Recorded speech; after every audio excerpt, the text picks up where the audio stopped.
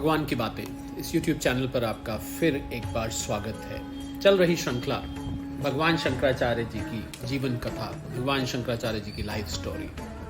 पिछले कैप्सूल में आपने सुना किस प्रकार भगवान शंकराचार्य जी ने अपनी माता जी को अपने वचन अनुसार उनका संस्कार किया और अपने घर के ही आगे किया। अपनी योग शक्ति से उन्होंने अग्नि प्रकट करी और लकड़ियों का इंतजाम किया, जो सामग्री चाहिए थी सब खुद किया। और खुद करने के बाद क्रुद्ध भगवान शंकराचार्य ने, एक ही बात है, मुंह से अगर शंकर भी निकल जाए या शंकराचार्य निकले, बिल्कुल एक ही बात है, कोई अंतर नहीं है। उन्होंने उन गांव के लोगों को 3 श्राप दिए। पहले श्राप में उन्होंने ये कहा कि वो वेद पढ़ने के अधिकारी नहीं है। दूसरे में उन्होंने कहा कि आपके यहाँ आज के बाद कोई सन्यासी भिक्षा मांगने नहीं आएगा। और तीसरे में उन्होंने कहा कि आप आज के बाद अपने प्रियजनों का, गांव में जो भी मरेगा, जिसकी मृत्यु होगी, उसका अपने घर के आगे ही संस्कार करेंगे, जैसा कि भगवान शंकराचार्य जी को करना पड़ा। तो जानते हैं आगे क्या हुआ। और ये कोइंसिडेंटली 32वां कैप्सूल, और भगवान शंकर 32 वर्ष ही इस धरती पर उन्होंने लीला करी, 32 वर्ष ही रहे। और इस 32वें कैप्सूल के साथ इस श्रृंखला की समाप्ति भी होगी। तो शंकरम शंकराचार्यम केशवम बादरायणम सूत्र भाष्यकृतो वंदे भगवंतो पुनः पुनः ईश्वरो गुरार्मेति मूर्ति भेद विभागने व्योमवत व्याप्त ध्याय दक्षिणामूर्तये नमः। गुरुर्ब्रह्मा गुरुर्विष्णु गुरुर्देव महेश्वरा गुरुर साक्षात् परब्रह्म तस्मै श्री गुरुवे नमः, तस्मै श्री गुरुवे नमः। और भगवान शंकराचार्य जी ने जब उस स्थान के लोगों को श्राप दे दिया, तो आपको पिछले कैप्सूल में ये बताया गया था कि उसके बाद से सब लोग आज भी वहाँ अपने घरों में संस्कार करते हैं। वहाँ कोई कभी भी सन्यासी भिक्षा मांगने उसके बाद नहीं आया। और ऐसा भी माना जाता है कि वहाँ वेदों की शिक्षा धीरे धीरे समाप्त हो गई। वहाँ वेदों की शिक्षा ना के बराबर हो गई, बल्कि खत्म ही हो गई। किसी भी व्यक्ति को वेद की शिक्षा का सौभाग्य प्राप्त नहीं हुआ उस दिन के बाद से। तो भगवान शंकराचार्य जी द्वारा दिए गए आखिर श्राप देने वाले कौन थे? सत संकल्प आपत काम परम निष्काम, उनके मुंह से जो निकला, और यहाँ तो उन्होंने क्रुद्ध होकर दिया, तो भला वो क्यों पूरा नहीं होता?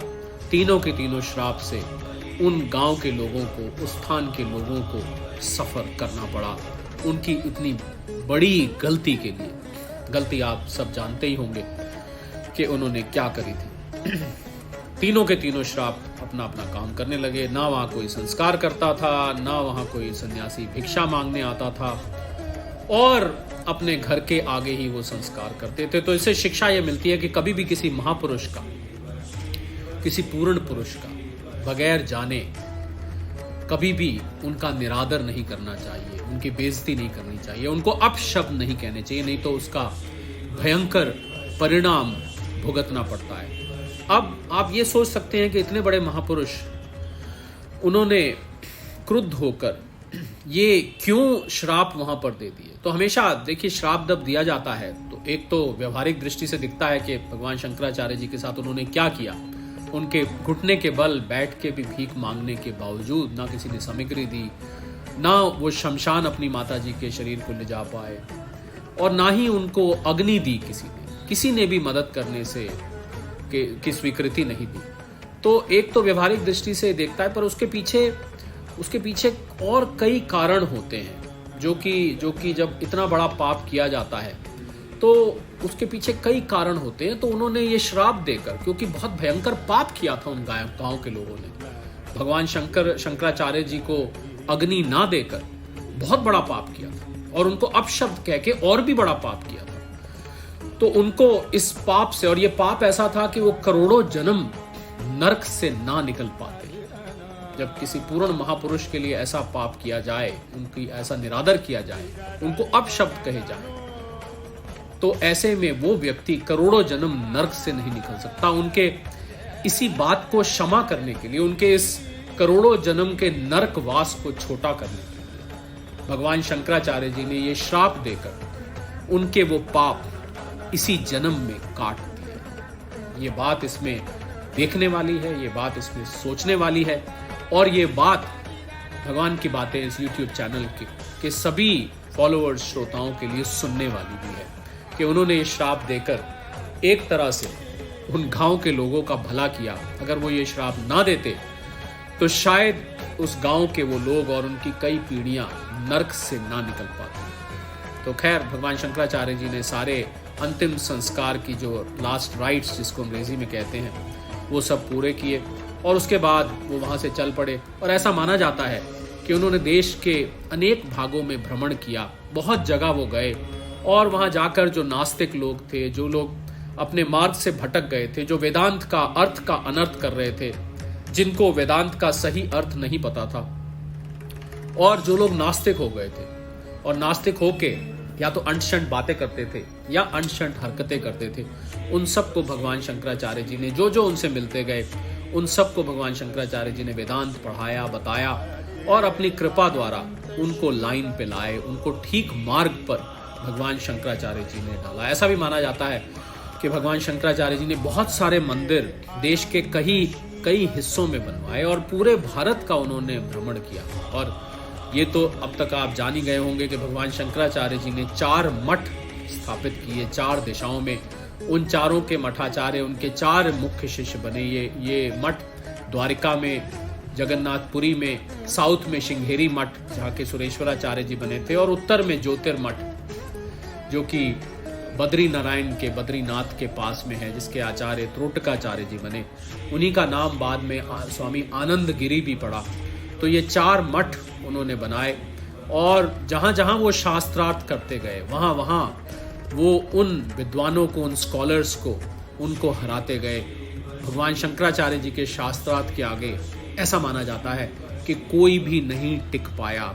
जहाँ जहाँ गलत धारणाएं थी उन्होंने उसको ठीक किया। और ये 4 मठ जो भगवान शंकराचार्य जी ने बनवाए, ये आज भी उन चारों स्थानों पर हैं और वहाँ पर शंकराचार्य परंपरा आज भी चलती है। वहाँ के जो मठाचार्य हैं, मठाधीश हैं, आज भी भगवान शंकराचार्य जी की परंपरा का पालन करते हैं।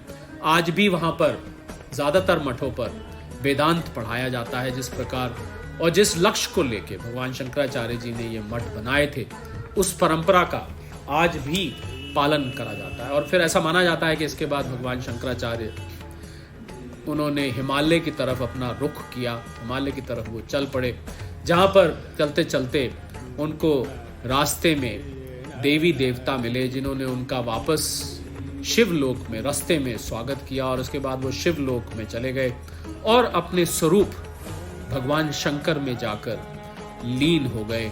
और ऐसा माना जाता है कि भगवान शंकर उनको स्वयं आकर अपने लोक वापस ले गए। रास्ते में उन्हें देवी देवता स्वागत के लिए जरूर मिले, पर अंततः वो भगवान शंकर के लोग भगवान शंकर द्वारा ही एस्कॉर्ट करे गए, ले जाए गए और उन्हीं में जाकर वो समा गए और उस शिव तत्व में वो विलीन हो गए।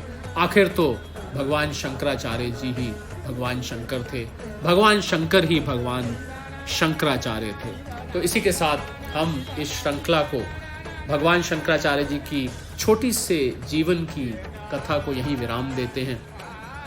32 कैप्सूल इत्तेफाक से, और ये संयोग की बात है, कोइंसिडेंस की बात है कि 32 कैप्सूल और 32 साल के उस समय भगवान शंकराचार्य थे जब वो शिवलोक की ओर चले गए और किसी को उनका शरीर नहीं मिला। वो वहाँ जाके जैसे कि गायब हो गए, क्योंकि वो भगवान शंकर से जाके अंशी में जाके मिल गए। भगवान शंकराचार्य के ही भगवान शंकर अवतार थे। भगवान शंकर, भगवान शंकराचार्य, एक ही बात, आप कुछ भी कहें, केवल और केवल एक ही बात है, उसमें कोई भी शक नहीं है, कोई भी दो राय नहीं है। आपसे फिर जुड़ेंगे किसी और श्रृंखला में। अनेकों श्रृंखला इस भगवान की बातें YouTube चैनल पर चलती हैं और ऐसी ही चलती हुई श्रृंखलाओं में आपसे उम्मीद रखते हैं कि आगे भी संपर्क जुड़ता रहेगा। शंकरम शंकराचार्यम केशवम बादरायणम सूत्र भाष्य कृतौ वंदे भगवंतो पुनः पुनः ईश्वरो गुरार्मेति मूर्ति भेद विभागने व्योमवत व्याप्त दयाय दक्षिणामूर्तये नमः। गुरुर् ब्रह्मा गुरुर्विष्णु गुरुर्देव महेश्वरा गुरुर साक्षात परब्रह्म तस्मै श्री गुरुवे नमः, तस्मै श्री गुरुवे नमः। और अगर कोई ये जानना चाहता है कि ये गुरु की स्तुति इस पूरी श्रृंखला में क्यों की गई। शंकराचार्य जी की स्तुति तो समझ आती है, गुरु की स्तुति क्यों की गई, क्योंकि सबसे बड़े गुरुओं में भगवान शंकराचार्य जी की गिनती होती है। और गुरु शिष्य की जो परंपरा है, जो गुरु शिष्य को वेदांत पढ़ाते थे, शास्त्र पढ़ाते थे, वेदों का अध्ययन कराते थे, उसमें भगवान शंकराचार्य जी का नाम सर्वोपरि है, सबसे ऊपर वो नाम गिना जाता है। और हमने इस पूरे 32 कैप्सूल्स में ये देखा कि किस प्रकार गुरु शिष्य परंपरा ये चली, किस प्रकार शिष्य बने, भगवान शंकराचार्य जी गुरु के रूप में किस प्रकार उन्होंने व्यवहार किया, क्या क्या उन्होंने अपने शिष्यों पर कृपा करी। तो इनसे बढ़कर गुरु और भला कौन हो सकते हैं। ऐसा माना जाता है कि जो भी गुरु गद्दी पर, गुरु स्थान पर होता है, वो भगवान शंकराचार्य जी के ही स्थान पर होता है। अगर सच्चा गुरु हो, अगर सदगुरु हो, अगर ऐसा गुरु हो जिसको साक्षात्कार हो चुका है, ऐसा गुरु हो जिसको शिष्य बनाने का अधिकार है। फिर जुड़ते हुए आपके साथ अगले किसी कैप्सूल में, अगले किसी श्रृंखला में। सादर प्रणाम।